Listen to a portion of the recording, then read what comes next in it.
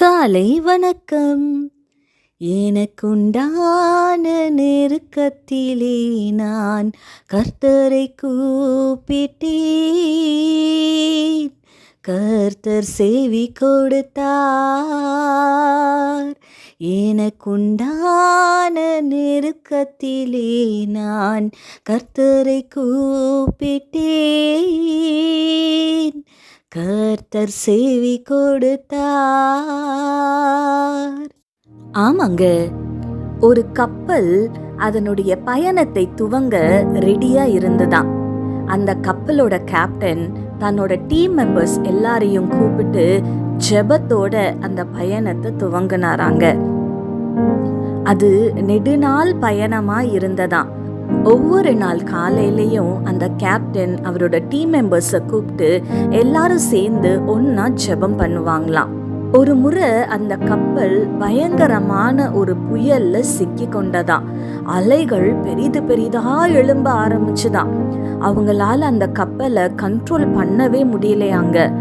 அலை ஒன்று பெரிதா எழும்பி வந்து அந்த கப்பலை அசைச்சதுல அந்த கப்பல் தெரியாம போய் ஒரு பாறை மேல முட்டி கொண்டதாம். தண்ணீர் வேகமாய் அந்த கப்பலுக்குள்ள நுழைய ஆரம்பிச்சுதாங்க.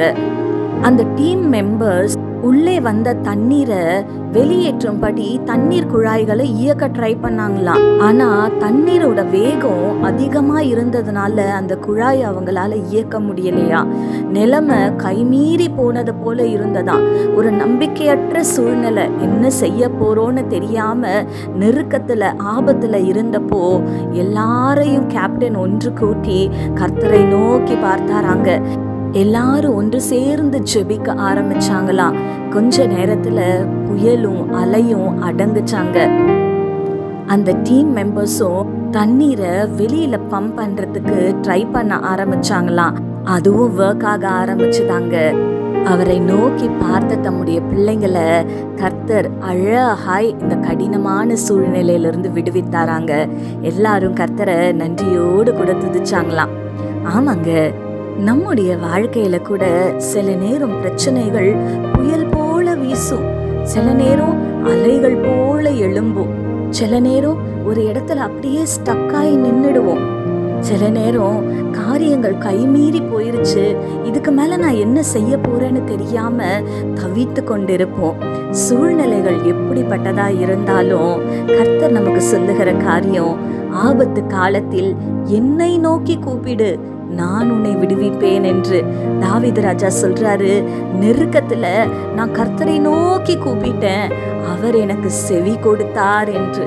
ஆமாங்க, உங்களுடைய சூழ்நிலை எப்படிப்பட்டதா இருந்தாலும் கர்த்தரை நோக்கி கூப்பிடுங்க, கர்த்தரை நோக்கி பாருங்க. உங்களுடைய கூப்பிடுதலுக்கு கர்த்தர் செவி கொடுத்து நிச்சயமாய் நீங்கள் இருக்கின்ற அந்த கடினமான சூழ்நிலையிலிருந்து உங்களை விடுவிப்பாருங்க, உங்களை சந்தோஷப்படுத்துவாரு. நம்பிக்கையோட இருங்க. கண்களை மூடி ஆண்டவரை நோக்கி பார்க்கலாமா? எங்கள் பரிசுத்த பரலோக பிதாவே, உம்மை துதிக்கிறோம் அப்பா, உம்மை ஸ்தோத்தரிக்கிறோம். இது இந்த காலை வேலையிலுமாய் தகப்பனே அப்பா, உம்முடைய பிள்ளைகள் இருக்கிற சூழ்நிலைகள் ஆண்டவரே அப்பா, கர்த்தர் நீர் அறிவீர் ஆண்டவரே அப்பா. புயல்ல சிக்கி கொண்டதை போல இருக்கலாம், இல்ல அலைகள் எழும்பினது போல பிரச்சனைகள் எழும்பி இருக்கலாம், இல்ல ஒரு இடத்துல ஸ்டக்காய் நின்று கொண்டிருக்கலாம் ஆண்டவரே. அவங்க சூழ்நிலை எப்படிப்பட்டதா இருந்தாலும் ஆபத்து காலத்தில் என்னை நோக்கி கூப்பிடு என்று சொன்னீரே. தாவீது ராஜா சொல்றாரே அப்பா, நெருக்கத்திலே நான் கர்த்தரை நோக்கி கூப்பிட்டேன் என்று. இந்த காலை வேளையில உம்மை நோக்கி கூப்பிடுகிற உம்முடைய பிள்ளைகளுக்கு கர்த்தர் நீர் இறங்கும்படியாய் ஜெபிக்கிறேன் ஆண்டவரே.